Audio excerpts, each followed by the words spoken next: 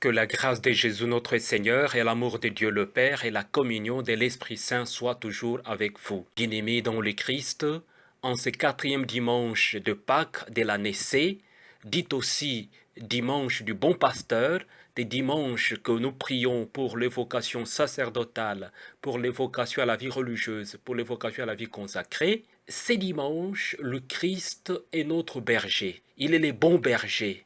Près de lui, nous sommes sûrs de trouver des vivres et de passer sans danger au ravin de la mort.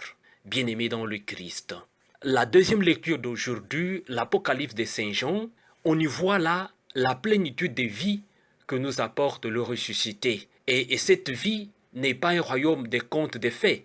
Jésus, notre pasteur, cela se dit clairement dans l'Apocalypse de Saint Jean, il est l'agneau immolé. Il est cet agneau qui garde les traces glorieuses de son immolation. L'agneau est notre berger. Sa passion que lui a fait traverser notre condition lui donne le pouvoir de ressaisir de l'intérieur notre vie, de nous donner vie, de nous donner cette vie en abondance et en plénitude. Il en a goûté les confins le plus amers. Rien désormais ne lui échappe de nous, bien-aimés dans le Christ. Pour entrer dans le mystère pascal, il faut se recentrer sur le Christ qui doit nous guider et nous accompagner. Et c'est bien cela, la victoire qu'il veut partager avec nous et ces liens qu'il a partagés avec nous au nom de son Père et qui nous attache à lui, à sa voix, à sa main, bien-aimés dans le Christ. Cette deuxième lecture voudrait bien nous faire comprendre que nous attachant au bon pasteur qui nous guide, qui nous conduit, c'est pour que nous puissions être solides. C'est pour que nous puissions être radicaux dans la manière de vivre notre chrétienté et savoir que la persécution est là. La persécution est là. La haine des hommes est là. Mais ni la violence du monde, ni la persécution ne pourra nous séparer de l'amour du Christ. Une condition que cet agneau immolé nous demande, c'est de croire en lui. Croire à sa victoire. Croire qu'il est vivant. Croire qu'il nous accompagne. Croire qu'il écoute ses brebis. Croire pour que nous puissions nous renouveler dans cette spéciale relation avec lui et le Père. Bien-aimés dans le Christ.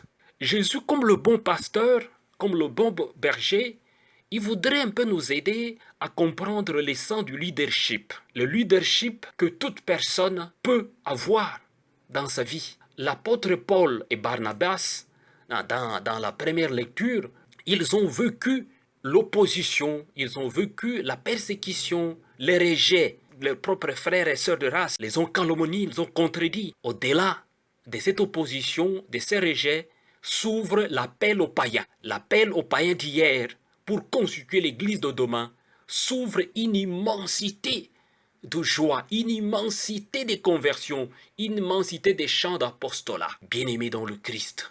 En ce dimanche, nous prions pour l'évocation. Nous devons d'abord prier pour le leadership de l'église. Toute personne à qui on confie la responsabilité de guider les autres, d'accompagner les autres, doit s'inspirer de l'exemple de Jésus le Christ, le bon pasteur, le bon berger.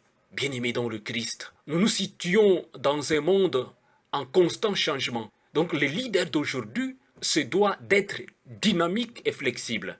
Le rôle du leader doit être d'adopter le style approprié par rapport à son auditoire, par rapport à son groupe, par rapport à son assemblée, par rapport à sa paroisse, par rapport à son diocèse, par rapport à son église. Et là, nous parlons du leadership de l'église, afin de gagner dans ce qu'on appelle le leadership situationnel, qui ouvre la grande fenêtre au leadership directif, le leadership participatif, le leadership persuasif, le leadership délégatif. C'est à l'exemple de Jésus, le leadership de l'Église doit gagner dans la joie paradoxale dans les épreuves, de constance et de fidélité. C'est là où le Christ nous attend.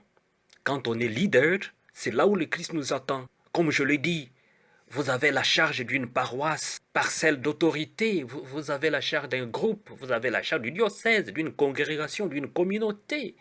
Vous devez gagner comme leader en communication, vous devez être en communion avec votre peuple. S'il n'y a pas de communion, ça voudrait dire que votre leadership est un leadership malade, c'est un leadership en souffrance, c'est un leadership qui ne prend pas l'exemple, qui n'a pas comme source Jésus le bon pasteur.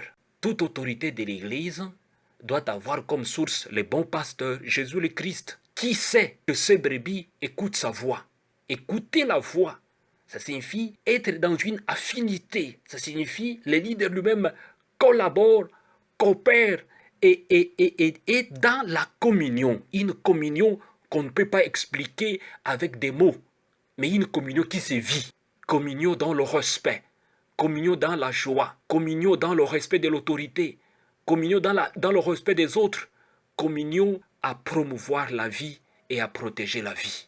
Le respect de la vie, c'est là où le bon pasteur va toujours nous guider vers les eaux de la source de vie. C'est là qu'il voudrait nous donner et c'est la vie qu'il nous donne comme bon pasteur. Et donc, toute personne qui a la charge d'une communauté, d'un groupe, doit le savoir qu'il doit s'appuyer sur le Christ. Le Christ qui a donné sa vie pour le sien. Il a donné sa vie. Et les leaders doivent savoir se donner afin que son peuple puisse grandir et gagner la vie et vivre la vie en abondance. Bien-aimés dans le Christ, ce dimanche du bon pasteur nous invite aussi à contempler notre vie ordinaire. De nos jours, bien-aimés dans le Christ, il y a encore des pays, trop de pays, où le pouvoir se vole, où le pouvoir se prend par force, où le pouvoir s'impose, parfois jusqu'à la dictature, et souvent au prix des morts humaines, au prix du sang. Une triste réalité quand on sait que la richesse du leadership situationnel est là. Suivre le modèle du Christ. Notre monde, nos pays doivent s'inspirer du modèle du Christ, les bons pasteurs. Le Seigneur est mon berger, rien ne saurait me manquer. L'évangile d'aujourd'hui nous amène sur ce chemin qui nous rappelle que le pouvoir ne se prend pas, il se reçoit. Quand vous recevez le pouvoir, ça voudrait dire que votre peuple vous a voté, votre peuple communie avec vous, il vous soutient, il vous accompagne. Il écoute votre voix. Il y a une communion. Il y a une dynamique communicationnelle sans pareil. Voilà pourquoi, vous comme guide, vous devrez conduire aussi plus loin que vous le pouvez. Ne pas étouffer le feu par les cendres qui les ont allumés. En tant que guide, vous devez stimuler les gens qui sont vos sujets. Dans ce sens que des gens sur qui vous avez le leadership. Les laisser grandir, les laisser croître sur de nouvelles bases, pour eux, pour apprendre de nouvelles manières de vie. Bien-aimés dans le Christ, un vrai leader, c'est lui qui écoute, mais vraiment qui écoute les vraies choses. Mais c'est celui qui n'écoute pas les blablabla, c'est celui qui n'écoute pas les bourhaha. Le vrai leader écoute des vraies choses. Le vrai leader, c'est un visionnaire. Il a une sagesse très poussée en avant qui lui permet de gagner déjà ce que sera demain pour son peuple. Quand notre monde parle du peuple, je ne sais pas on parle de quel peuple. Le bon berger libère, il fait sortir de soi et de la bergerie. Il entraîne vers de nouveaux pâturages. Il conduit vers la source de vie, son troupeau. Il n'a rien d'un mercenaire qui cherche à prendre, qui cherche à dévorer. Bien-aimé dans le Christ, le bon berger ne prend rien. Il donne tout, il donne sa vie. Le seul pouvoir réside dans sa volonté d'aller plus loin que le service des autres. Il est au service. C'est voilà pourquoi il est leader. Il est au service. Il donne sa vie. La seule richesse du leader est d'appeler, d'inviter, de respecter, mais surtout d'aimer son peuple. L'amour est le seul son de voix.